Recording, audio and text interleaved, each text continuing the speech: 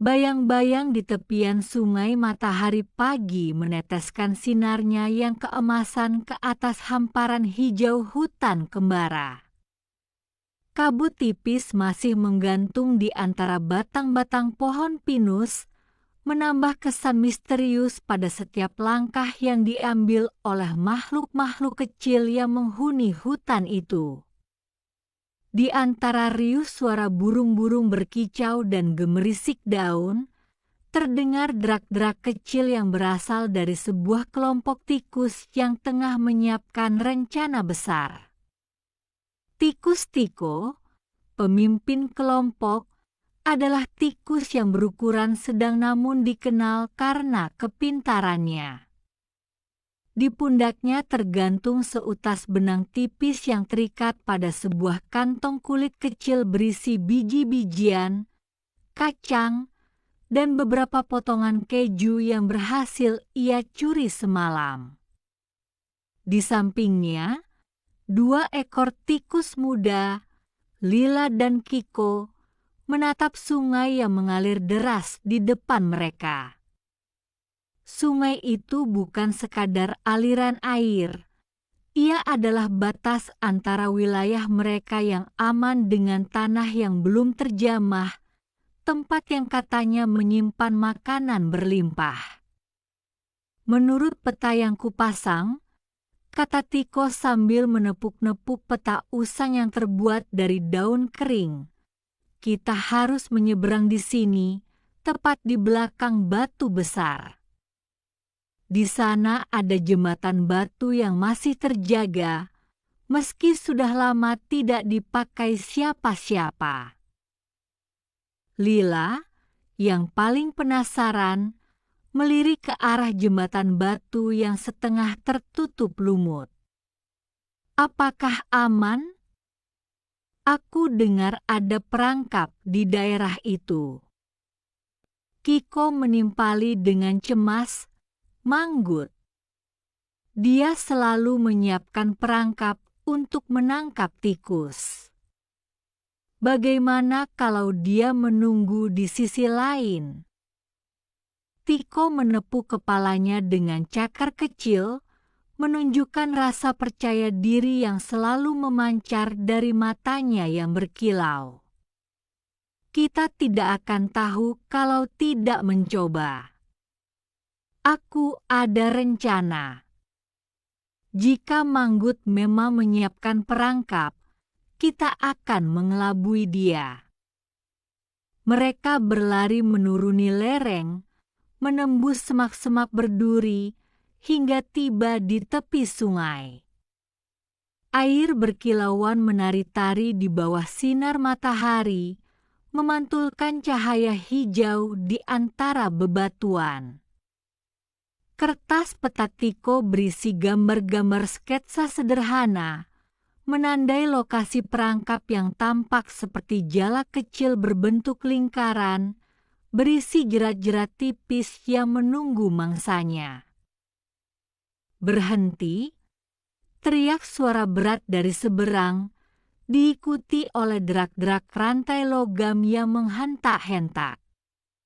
Manggut, seorang pria berwajah lelah dengan janggut lebat berwarna perak, muncul dari balik semak-semak. Ia mengenakan baju kerja yang sudah lusuh, dipenuhi kotoran tanah dan bekas luka kecil. Di tangannya ia memegang sebuah jerat besar yang tampaknya berfungsi sebagai perangkap tikus. Ah, kalian kecil-kecil semua, datang lagi memancingku, gumamnya sambil menyeret jerat melewati tanah. Tiko menyipitkan mata. Ia menatap Manggut dengan licik, menimbang tiap gerakan lawannya. Manggut, ia memanggil dengan suara keras, "Aku butuh bantuanmu." Manggut menoleh, mata kebiruan mengawasi setiap gerakan tikus. "Apa yang kau inginkan, Tiko?" "Aku sudah cukup sibuk menyiapkan perangkap." Iku.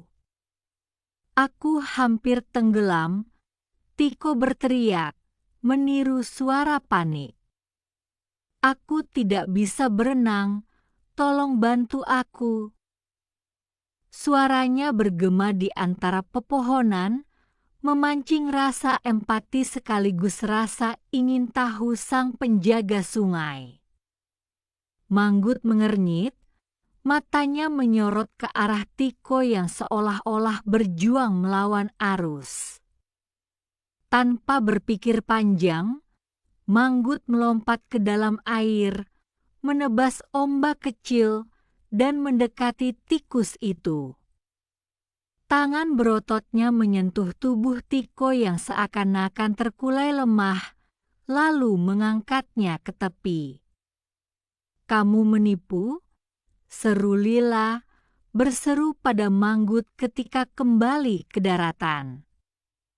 Dia tidak akan pernah tenggelam. Itu hanyalah tipuan. Manggut menatap Tiko dengan kebingungan. Kau menipu aku? Mengapa kau melakukan itu?" Tiko menatap sang penjaga dengan tatapan dalam, penuh kepastian. "Aku tidak akan pernah melintasi sungai ini tanpa bantuanmu. Aku ingin kamu menemaniku ke seberang, agar kau melihat apa yang ada di sana. Kebetulan, ada sesuatu yang sangat berharga di sisi lain, sesuatu yang bahkan kau tidak pernah tahu." Manggut terdiam, tidak tahu harus bergerak apa. Ia mengangkat Tiko dan menurunkannya ke tebing batu. Namun sebelum Manggut bisa mengatur langkah selanjutnya, Tiko menekuk tubuhnya dan berlari ke sisi seberang. Lalu ia berbalik, menatap Manggut dengan mata yang bersinar.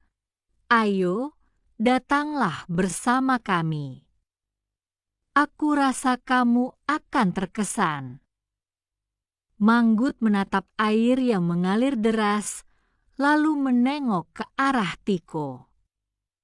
Di dalam hati, ia merasakan campuran rasa penasaran dan rasa bersalah karena kebohongan si tikus.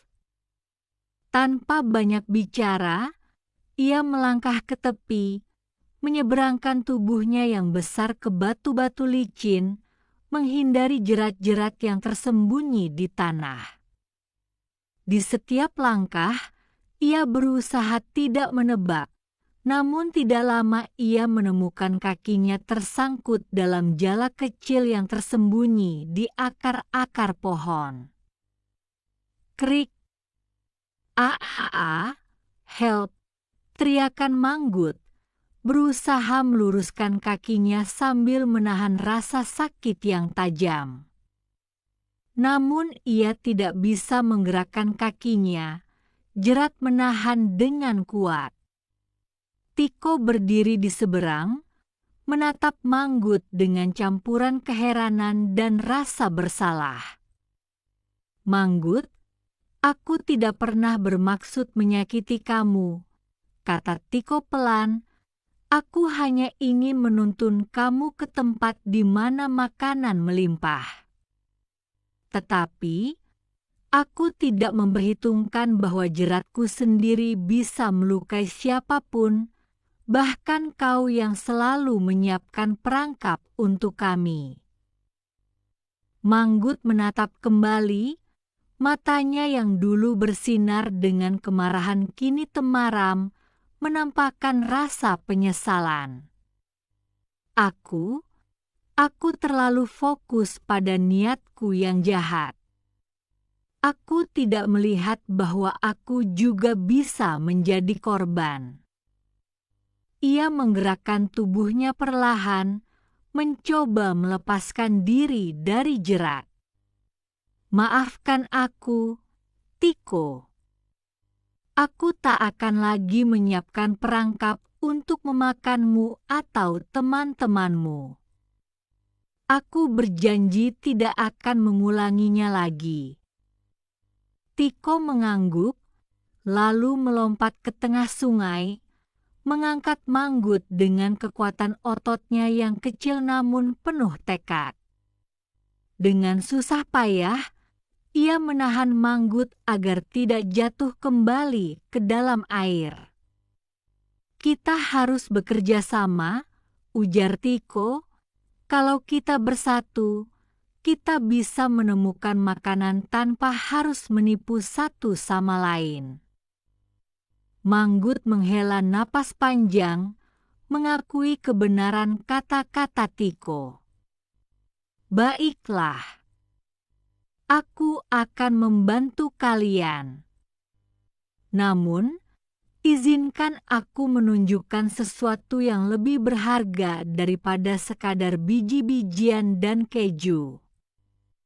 Ada sebuah gua di balik bukit timur, di mana tumbuh jamur luminescent yang bersinar dalam gelap. Mereka mengandung energi yang membuat kita kuat, bukan hanya untuk bertahan hidup, tetapi untuk berbagi kebahagiaan. Lila dan Kiko menggeram kecil, mata mereka terbelalak menyaksikan cahaya jingga yang memancar dari gua di kejauhan. Lihat, seru Kiko, itu tampak indah. Kita bisa pergi ke sana bersama-sama. Manggut mengangguk, tapi ada satu syarat. Kita harus menempatkan perangkap itu di tempat yang aman, jauh dari wilayah manusia, agar tidak mengganggu lingkungan. Tiko menepuk bahu Manggut. Kita dapat mengumpulkan semua jerat-jerat itu, lalu mengikatnya pada batu besar di tepi sungai. Semakin banyak kita mengumpulkan, semakin aman jalan kami ke gua. Mereka pun memulai petualangan bersama. Lalu lintas mereka melintasi hutan lebat, menuruni lereng curam, dan menjelajah gua berkilau itu. Selama perjalanan, Manggut mengajarkan mereka cara memancing dengan tali, cara menyiapkan perangkap yang tidak berbahaya, serta cara membaca jejak-jejak alam. Sebaliknya, tikus-tikus mengajarkan Manggut cara menavigasi melalui tanah-tanah kecil, tempat-tempat yang tak terlihat oleh mata manusia, serta cara menghindari predator-predator alami. Setelah 3 hari penuh perjuangan, mereka sampai di mulut gua. Cahaya biru hijau memancar dari dalam, menari-tari di antara stalaktit-stalaktit. Jamur-jamur luminescent berkelip seperti bintang-bintang kecil, menebarkan aroma manis yang menenangkan. Mereka masuk, melangkah hati-hati, dan menemukan koloni jamur yang begitu melimpah. Ini luar biasa, bisik Lila. Aku tidak pernah membayangkan keindahan seperti ini. Manggut tersenyum, menatap jamur-jamur yang bersinar. Aku juga belum pernah menyaksikan keajaiban semacam ini. Ini milik kita semua. Mereka menggali sebagian jamur, mengemasnya dalam kantong kulit yang dibawa Tiko.